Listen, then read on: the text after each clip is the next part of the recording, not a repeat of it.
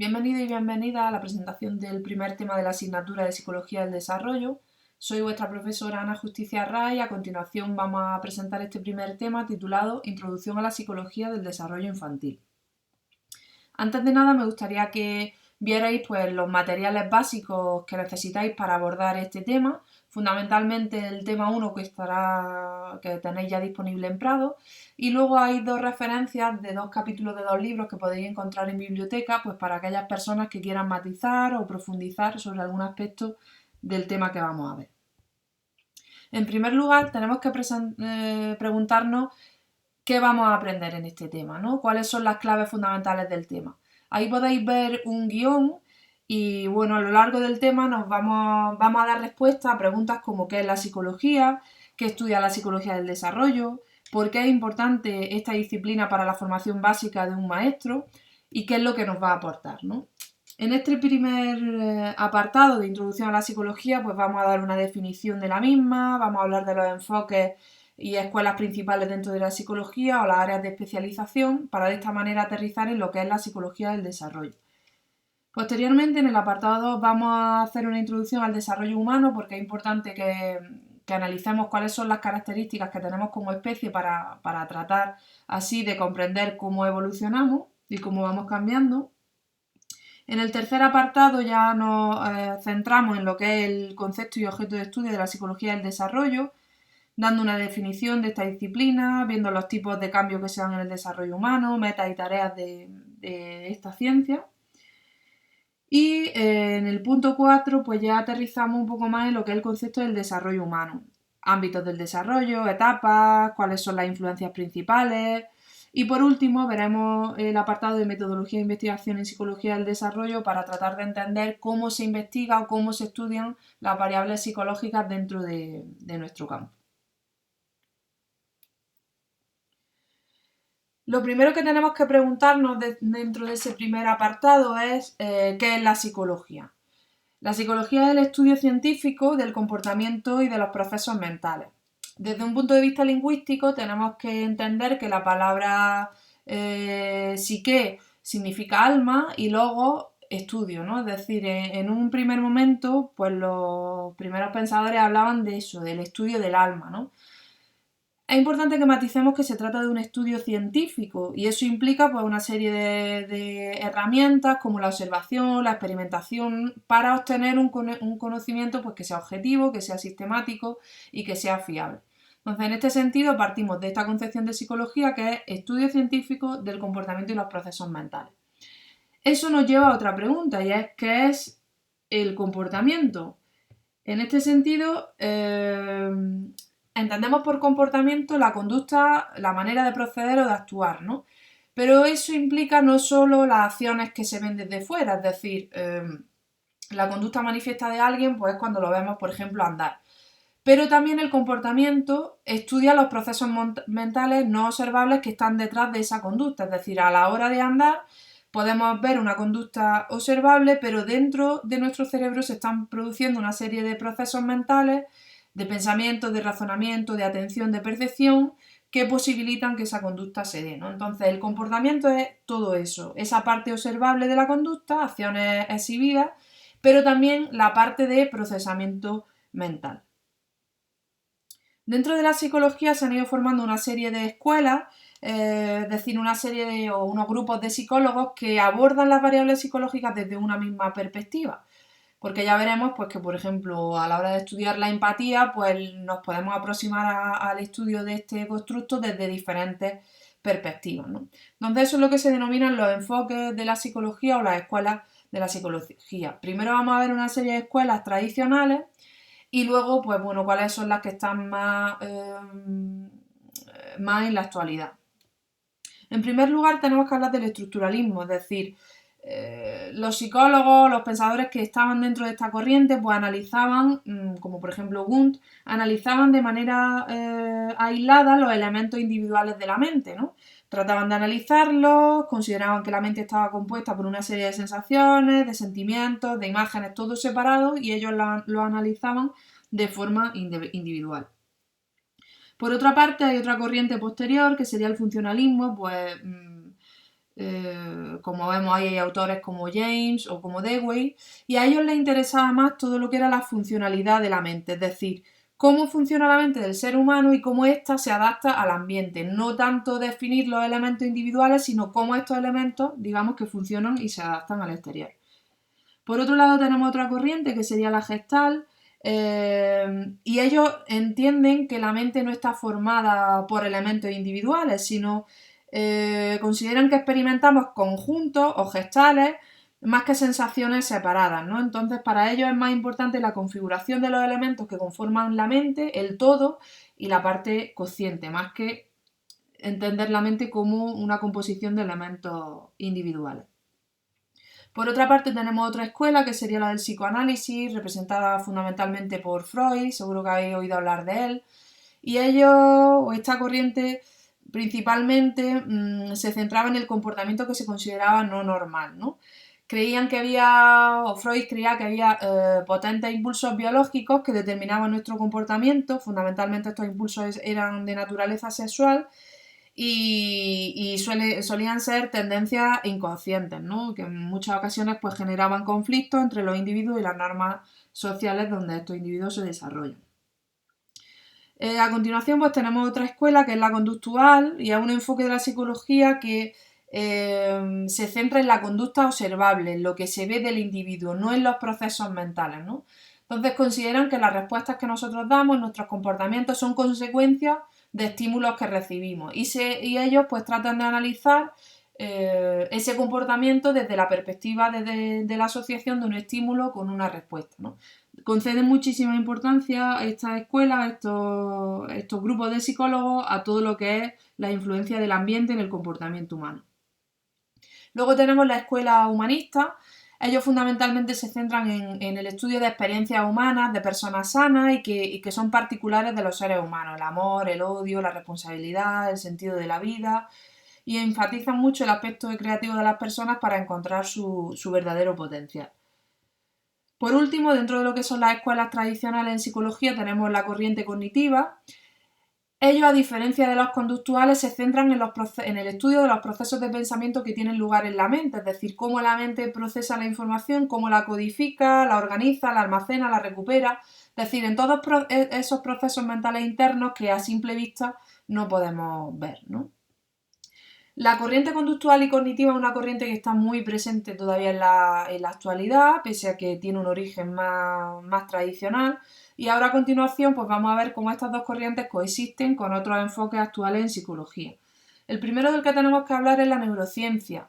Gracias a la revolución tecnológica, digital y a la aparición de las técnicas de neuroimagen que nos permiten ver cómo funciona nuestro cerebro, aparece esta nueva disciplina, este nuevo enfoque, que lo que hace o lo que permite es el estudio científico de los mecanismos biológicos que explican los procesos mentales y los procesos conductuales. Por ejemplo, a través de la neurociencia pues se plantean preguntas como ¿qué mecanismos cerebrales hacen posible la empatía? ¿No? Tratan de ver cómo funciona el cerebro para relacionarlo con esa variable psicológica, con ese constructo psicológico. Por otro lado tenemos una perspectiva evolucionista que se encarga de ver o de estudiar cómo la selección natural de los rasgos promueve la perpetuación de los propios genes, es decir, cómo influye, por ejemplo, la evolución sobre las tendencias de la conducta. Otra de las corrientes más potentes actualmente es el enfoque de la genética de la conducta, ¿no? Puesto que esto es un tema clásico en psicología. Ellos tratan de estudiar en qué proporción influyen los genes y el entorno en nuestras diferencias individuales. Es decir, por ejemplo, hasta qué punto mi orientación sexual se debe a mis genes o está determinada por el ambiente, ¿no? O mi personalidad, o mi estado depresivo. Entonces es una corriente bastante interesante en la actualidad. Luego tenemos la perspectiva o escuela psicodinámica, que tiene su base en el psicoanálisis y lo que pretende es estudiar cómo se origina la conducta a partir de impulsos y de conflictos que son inconscientes, ¿no? Impulsos de tipo agresivo, de tipo sexual, traumas infantiles o deseos que no se han satisfecho, ¿no? Pues cómo ese tipo de elementos pueden determinar nuestra conducta y desde esta perspectiva tratan de estudiarlo.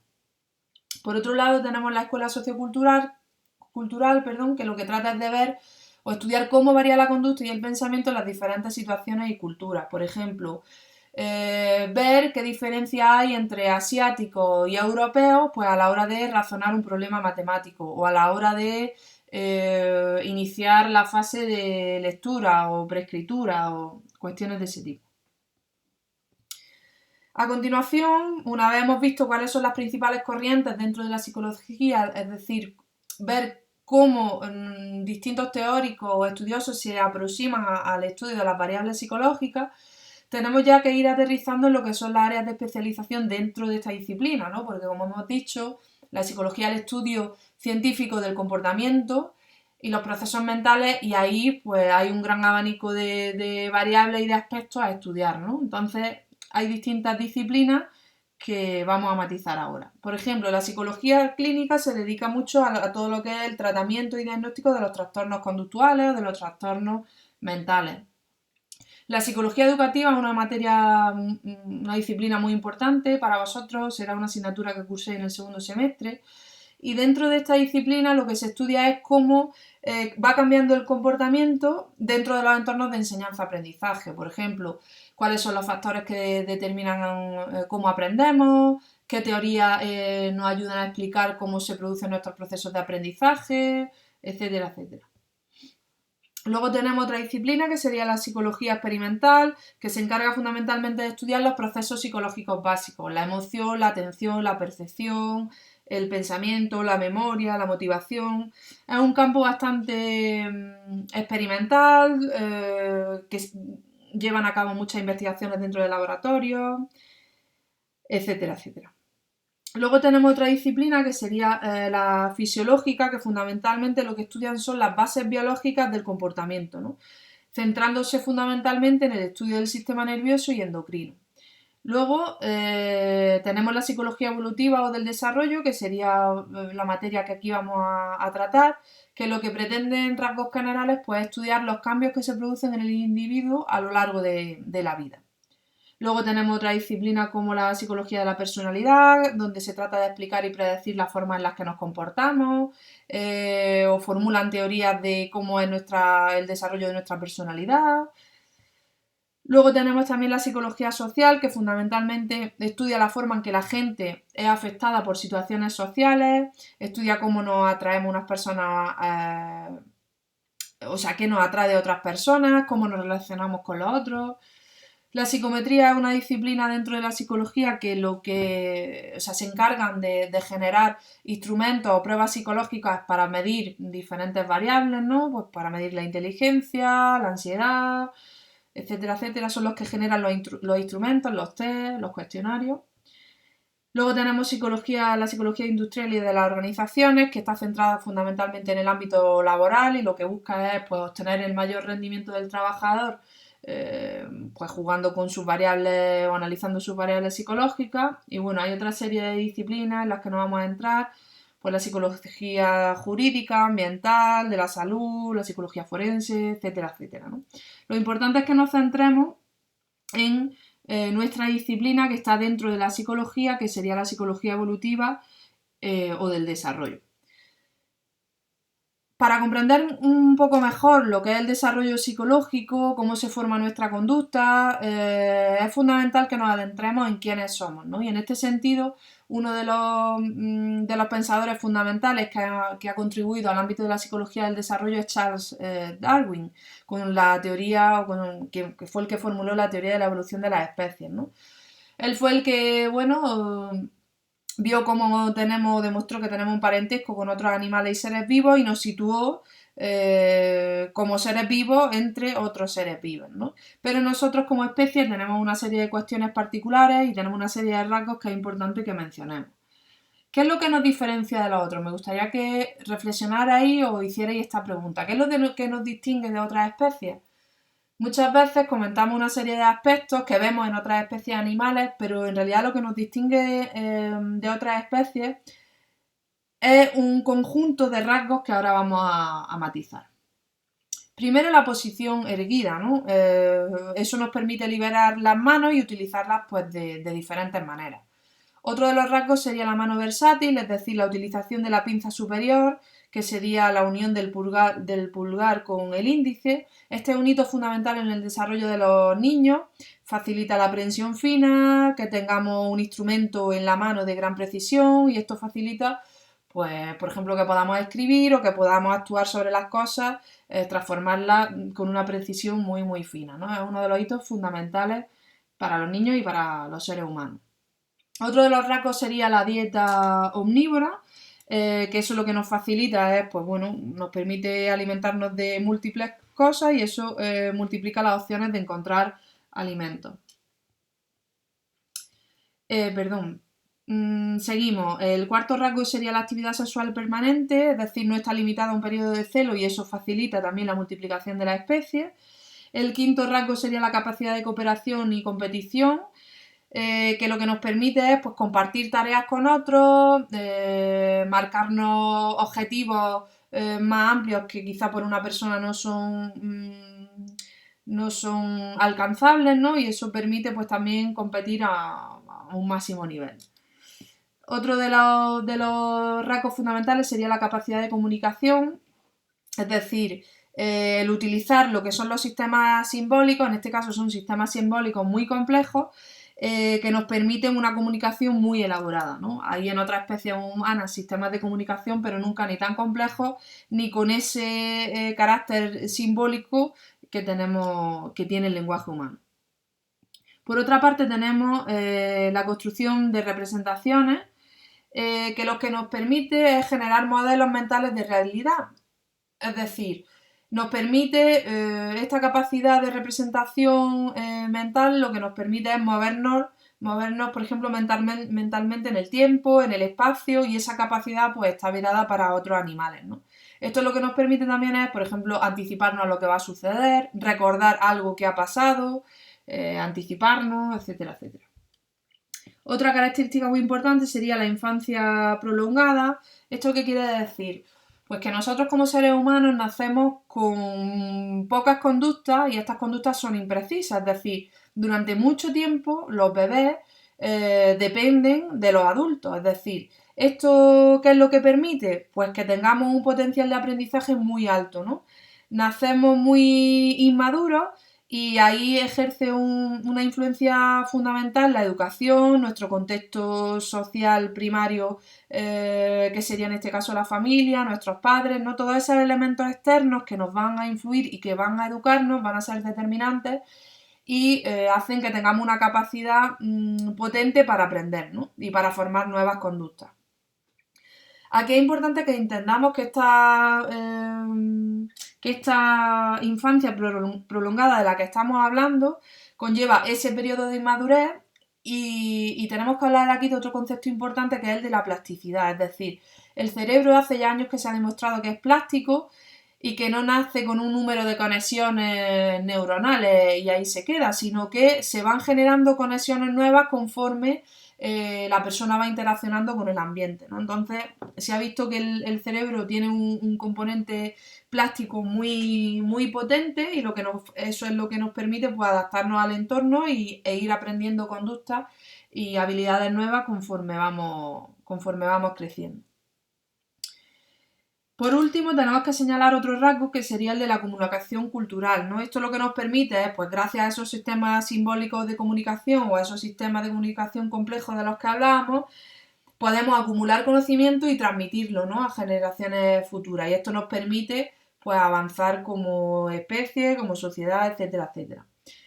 Como os decía al principio, toda esta serie de rasgos que tenemos aquí, hay algunos que están presentes en otras especies, pero en conjunto no se dan en ninguna especie animal y además con la magnitud que está presente en los seres humanos, ¿no? Y esto esto lo que nos viene a explicar es el éxito adaptativo que tenemos como especie.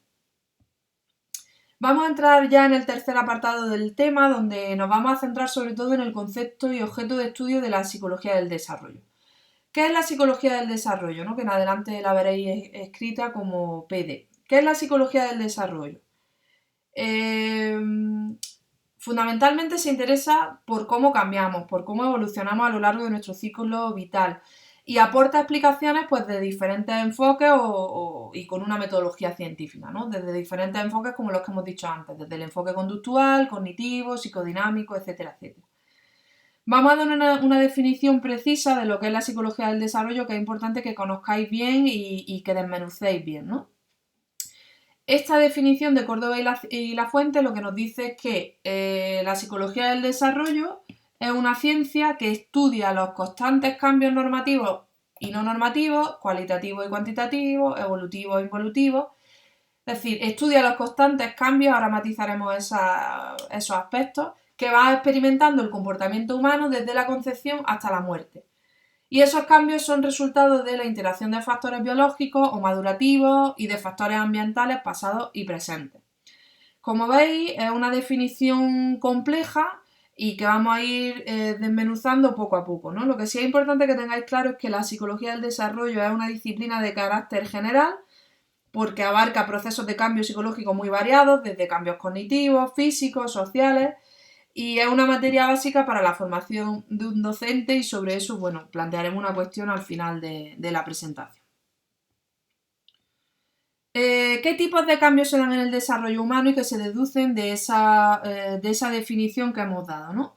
Primero hablábamos de cambios normativos y no normativos. ¿Esto qué quiere decir? Los cambios normativos son aquellos que viven la mayor parte de las personas y los no normativos son cambios menos habituales que no suelen afectar a toda la población y solo pues, a casos muy particulares. Por ejemplo, luego tenemos también los cambios cuantitativos y cualitativos. Los cambios cuantitativos son los que suponen un aumento o una pérdida de una habilidad o de una característica de nuestro comportamiento. Por ejemplo, un niño que aumenta su vocabulario, pues estamos hablando la cantidad de vocabulario que aumenta, pues sería un cambio cuantitativo. O alguien que pierde la memoria, pues sería también un cambio cuantitativo, en este caso de pérdida. Luego tenemos los cambios cualitativos, que ahí ya no hay un aumento o una pérdida en una habilidad o en un comportamiento concreto. Aquí ya lo que hay es un cambio estructural en la forma o en un tipo de comportamiento. Por ejemplo, un bebé que pasa de balbucear a emitir una palabra con claridad. O un bebé que pasa de saber beber en un biberón a cambia la forma de su comportamiento, en este caso de succión, y es capaz de succionar en una botella normal o beber en un vaso, ¿no? Entonces, aquí no hay cambios de cantidad, de aumento o de pérdida, sino que hay cambios en la forma de un comportamiento concreto, ¿no? Otro conjunto de cambios serían los cambios evolutivos o involutivos, que hemos visto que también lo estudia la psicología del desarrollo. Los cambios evolutivos pues, son aquellos relacionados con la aparición de nuevas formas de comportamiento, por ejemplo, pues aprender a montar en bici o aprender a conducir, nuevas formas de comportamiento que van apareciendo, el gateo, el andar. Y los cambios involutivos ya suponen un declive o una supresión de un comportamiento concreto, por ejemplo, dejar de fumar o la desaparición de los celos hacia un hermano, desaparición de un cierto miedo o cuestiones de ese tipo. El involutivo implica un declive, ¿no? Y el evolutivo la aparición de una nueva forma de comportamiento. Luego tenemos otro concepto de cambios que son los cambios continuos o los discontinuos. Los cambios continuos son cambios más de tipo cuantitativo, los relacionaríamos con los conceptos que hemos visto antes. Cambios cuantitativos que suelen ser progresivos, sumativos, lentos, graduales. Por ejemplo, un niño que poco a poco consigue correr más rápido, ¿no? Muchas veces se pone ahí la imagen de la rampa, ¿no? Para entender este tipo de cambios continuos, ¿no? Que son progresivos. Y por otro lado tenemos los cambios discontinuos, que suelen ser cambios bruscos, donde hay oscilaciones, variaciones y se vinculan más a cambios cualitativos, ¿no? En este caso, en vez de imaginarnos una rampa, pues tendríamos que imaginarnos un escalón para entender esa brusquedad en la forma en que cambia un comportamiento, ¿no? Por ejemplo, podríamos hablar como cambios discontinuos, pues el cambio de pensamiento que se produce en un bebé, ¿no? De cómo interacciona con los objetos, o ese cambio que hemos dicho antes de un niño que pasa de balbucear a emitir palabras con claridad, ¿no? Se produce claramente un escalón. No hablamos de la cantidad de balbuceos que hace, sino que cambia su forma de comportamiento. Entonces, los continuos suelen estar más relacionados con los cambios cuantitativos y los discontinuos están más vinculados a los cambios de tipo cualitativo. Luego hablamos también de cambios intraindividuales, es decir, cambios a nivel interno en las características de cada persona. Por ejemplo, un niño que va aumentando su inteligencia o que va aumentando su vocabulario o aumenta su psicomotricidad. Y los interindividuales es cuando comparamos entre individuos, es decir, por ejemplo, vamos a comparar a niños que tenemos en nuestra clase, ¿no? Dos niños que tienen 3 años los comparamos, pues puede que uno sea más alto que otro, que uno ande de manera más coordinada, que otro coja bien el lápiz y otro todavía no, es decir, son cambios que se producen entre los individuos y para eso es necesaria una comparación entre las personas. También tenemos que hablar de cambios dependientes o bien de la herencia o bien del ambiente. Esto es un tema central en psicología, ¿no? ¿A qué se debe un rasgo de personalidad o a qué se deben ciertos cambios que se producen o ciertas conductas que se producen en los seres humanos? Si es fruto de la herencia o si es fruto de factores de tipo ambiental, ¿no? Y también, pues bueno, corrientes más actuales señalan que puede ser fruto de la interacción entre ambos factores, tanto genéticos como ambientales. Sobre esto profundizaremos un poquito más adelante. Y luego, por último, podemos hablar de cómo se manifiesta la persona ante los cambios, ¿no? De manera activa o de manera pasiva. Si estamos pasivos, pues somos más maleables por el entorno o por el exterior, y si nos mantenemos activos, pues bueno, podemos ser más activos, más curiosos, y eso determina la forma en que influye en nosotros la sociedad o los cambios contextuales.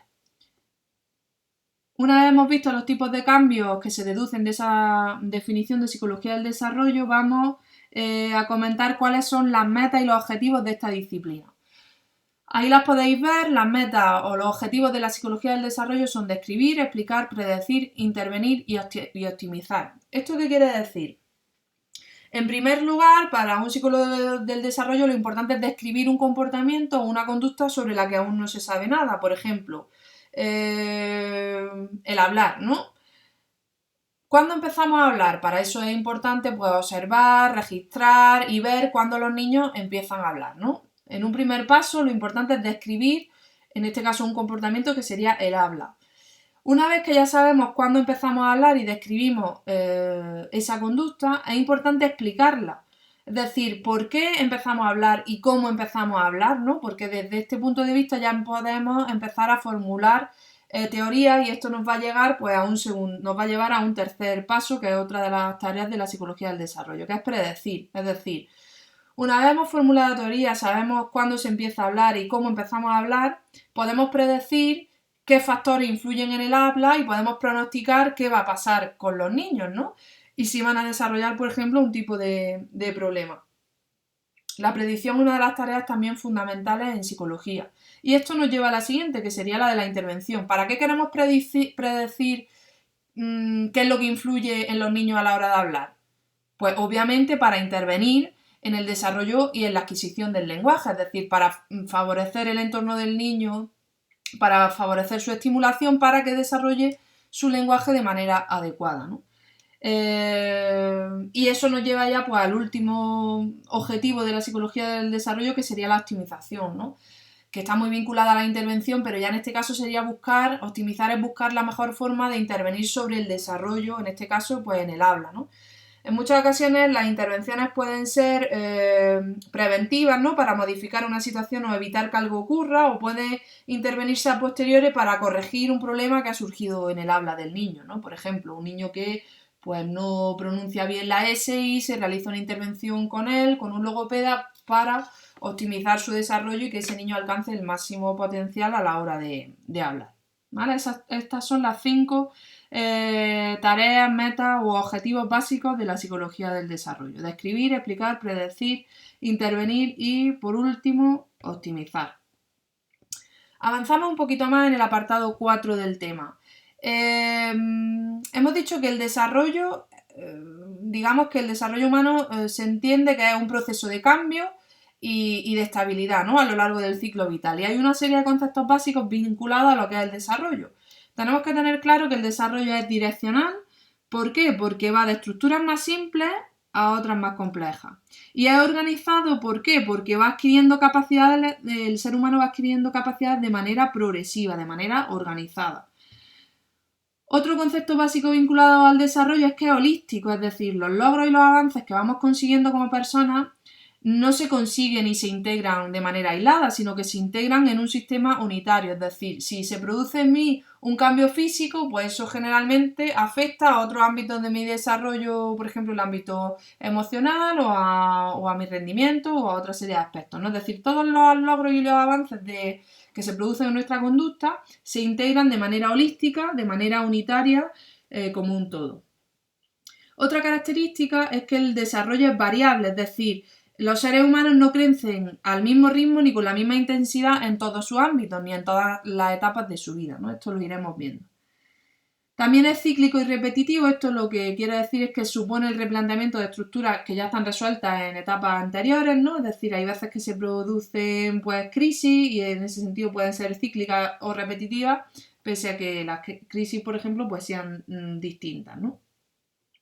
Y también implica el desarrollo estabilidad, también implica cambio y obviamente pues tenemos que tener en cuenta todo lo que son las diferencias individuales y culturales asociadas o que afectan a este desarrollo.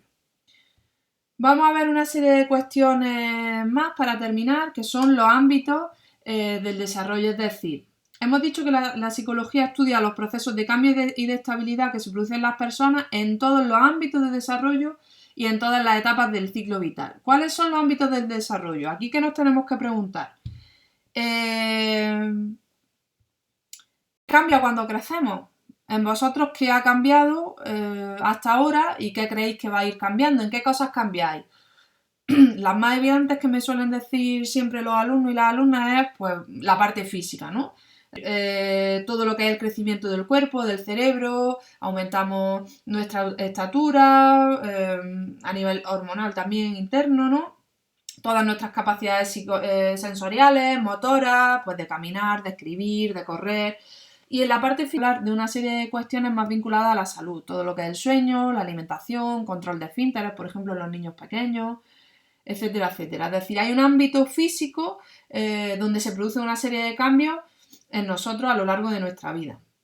Luego tenemos el ámbito cognitivo y aquí tenemos que hablar, por ejemplo, de todo lo que son los procesos psicológicos básicos, es decir, todo lo que es el aprendizaje, el pensamiento, la memoria, todo lo que se produce a nivel cognitivo de la mente, ¿no? El lenguaje, pensamiento, razonamiento, la creatividad, todo ese tipo de procesos y de variables psicológicas estarían dentro de lo que se consideran cambios en el ámbito cognitivo. Y por último tenemos el ámbito psicosocial, ¿no? Es decir, por ejemplo, pues cómo cambia nuestra personalidad, cómo nos vamos desarrollando emocionalmente, nuestras relaciones sociales, ¿no? Cómo vamos construyendo la moral. Todo eso se vincula más dentro de ese apartado psicosocial, ¿no? Aunque veis que se ha establecido una delimitación clara entre estos tres ámbitos, es importante que sepamos que los cambios que se producen en un ámbito, por ejemplo en el psicosocial, afectan al ámbito cognitivo y al físico, ¿no? Es decir, son tres ámbitos que están interrelacionados entre sí, ¿no? Y aquí pues me gustaría lanzar una pregunta para que reflexionáis, es decir, ¿cómo creéis que se influyen estos tres ámbitos entre sí? ¿Creéis que las emociones influyen en el aprendizaje? ¿Influyen en nuestro sueño? ¿O pensáis que el crecimiento del cuerpo influye, por ejemplo, o la parte más de crecimiento neuronal, creéis que influye en la memoria? ¿Creéis que influye en el lenguaje? ¿No? Ahí es como tenéis, o tenéis la oportunidad de ver cómo, pensando en esta de manera individual, en estos aspectos aislados, veis cómo cambios que se producen en un ámbito afectan directamente a otro, ¿no? Por ejemplo, un cambio normativo que suele vivir pues, la mayor parte de la gente a nivel físico sería la pubertad, ¿no? Hay una serie de cambios físicos importantes y hormonales. ¿Creéis que la pubertad afecta a otros ámbitos como el cognitivo o psicosocial? Pues indudablemente, ¿no? Afecta mucho a cómo construimos nuestra personalidad, a cómo aprendemos, cómo tenemos los sistemas de activación ejecutiva, ¿no? En esa etapa en concreto. O, por ejemplo, la motivación, que estaría más en la parte psicosocial, pues afecta fundamentalmente al rendimiento, al pensamiento, al razonamiento. O por ejemplo, otro dato podría ser como un elemento físico, un problema físico como las infecciones de oído. Se ha visto que es una causa muy común que se vincula con el ámbito cognitivo, en este caso con el lenguaje, ¿no? Es decir, se ha visto como infecciones de oído es una causa muy común en la demora del habla del niño, es decir, porque esas infecciones de oído dificultan la audición y eso hace que el niño tenga más dificultades a la hora de iniciar el habla, ¿no? Por ejemplo. Y bueno, más allá de los ámbitos del desarrollo tenemos que ver también una serie de etapas. Y aquí es fundamental que tengáis en cuenta que la etapa o la división del ciclo vital es un constructo social, es decir, es algo que hemos generado nosotros, bueno, en este caso, pues para organizar mejor cómo es ese periodo del ciclo a lo largo de la vida, ¿no? También la niña y la adolescencia son constructos sociales, ¿no? Por ejemplo, hasta hace en el siglo pasado la adolescencia ni siquiera existía, ¿no? Porque es una etapa del desarrollo que se ha generado después y a principios del siglo XX, por ejemplo, los jóvenes en América pasaban de ser niños a ser adultos, no había, cuando ya empezaban o salían de la escuela, se casaban, empezaban a trabajar, es decir, no había una etapa de transición entre la niñez y la adultez, ¿no? Es decir, la adolescencia es un constructo social que se ha generado a posteriori, igual que la división que estamos viendo por etapas que vamos a clarificar ahora, ¿no? Son 8 etapas en el desarrollo evolutivo y nosotros en esta materia nos vamos a centrar en 2 en concreto. Tenemos la etapa prenatal, que va desde la concepción hasta lo que es el nacimiento, la infancia, que sería del nacimiento a los 2 años, la niñez temprana o preescolar, aunque preescolar quizás ya no es tan apropiado utilizarlo porque la mayor parte de los niños, aunque no es obligatorio, ya están escolarizados antes, ¿no? Entonces nos podríamos quedar con la niñez temprana, que sería el periodo 3-6 años. Estas 2 etapas son en las que nosotros nos vamos a centrar a lo largo de esta asignatura. Y bueno, luego tenemos la niñez intermedia, adolescencia, adultez temprana, adultez media o adultez tardía y vejez, ¿no? Por ejemplo, esta etapa también ha habido una serie de constructos que se han generado pues recientemente, puesto que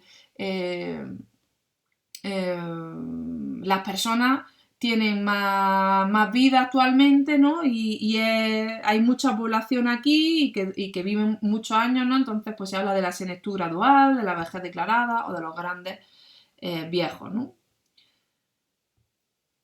Bueno, vamos a hacer un poco de repaso porque nos hemos quedado en este apartado de aquí. Hemos estado viendo un poco una introducción a la psicología, hablando de qué es la psicología, de los principales enfoques o escuelas que hay dentro y de las áreas de especialización, hasta aterrizar en lo que es la psicología del desarrollo. Hemos hecho una pequeña introducción al desarrollo humano viendo cuáles son las características que nos distinguen de otras especies, porque eso nos va a ayudar a entender un poco cómo somos y cómo vamos evolucionando. Posteriormente hemos entrado en el apartado 3 de lo que referido a lo que es el concepto y objeto de estudio de la psicología del desarrollo. Hemos dado una definición, hemos hablado de los tipos de cambios, ¿no?, que se dan y que se deducen de esa definición y que se dan en las personas. Y también hemos hablado de las metas u objetivos de la psicología del desarrollo. Finalmente nos hemos quedado en el apartado 4, viendo algunos conceptos básicos vinculados. Hemos hablado de los ámbitos en los que cambiamos, cuáles son los ámbitos de desarrollo físico, cognitivo y psicosocial. Y hemos cerrado con lo que son las etapas del desarrollo, que hemos hablado de 8, y nosotros nos vamos a centrar en la asignatura, en la etapa de la infancia y la niñez temprana. ¿De acuerdo? Nos vamos a quedar aquí. La semana que viene abordaremos lo que queda del apartado 4 y entraremos en el apartado 5 de metodología e investigación en psicología. ¿Qué vais a tener que hacer para la próxima semana? Una primera actividad que tenéis colgada en Prado, para lo que tenéis que leer el resto del apartado 4 del tema, ¿no? Es una actividad que se titula Influencia en el desarrollo humano, una actividad muy sencillita que quiero que trabajéis para la próxima clase de teoría. Y también os planteo una que quiero que deis respuestas y reflexionéis sobre por qué es importante la psicología del desarrollo para un docente. ¿Por qué creéis que es importante esta materia o las cosas que vais viendo que vamos a ir trabajando para vosotros como maestros? Y con esto pues damos por finalizado la presentación de este primer tema.